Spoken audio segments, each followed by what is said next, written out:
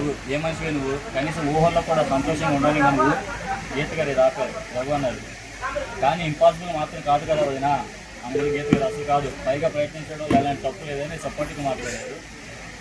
అంతలోకి మీరు అన్నారు అక్క మీరేమనుకోకపోతే నాతో చిన్న సలహా.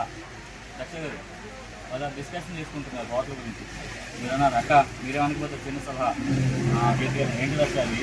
ఏం లేదు, నా పెళ్లి గురించి కదా ఇల్లు తాకట్టు పెట్టింది, అందువల్లే కదా ఇప్పుడు మీకు లోన్ రానిది.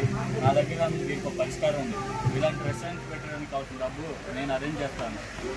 రఘుని రెస్టారెంట్ స్టార్ట్ చేయనివ్వండి, మీరు బాగా నిలదొక్కున్నాకే నాకు ఇవ్వండి, ఏమంటారు అనగలనే అందరూ షాక్ అయ్యారు. గీత మీ దక్ష అంటే ఏంటి బదులు తెచ్చుకుంటున్నావా? అయ్యో నా ఉద్దేశం అది కాదక్క, నేను అనేది చెప్పబోతుంటే నాకు భవిష్యత్తులో పనికొస్తామని నీకు పెళ్లి చేయలేదని మొత్తం ఇది చెప్తారు, అది కాదక్క అన్నారు. శివ గారు అన్నారు మేమందరం ఆ రోజు కానీ ఈ రోజు కానీ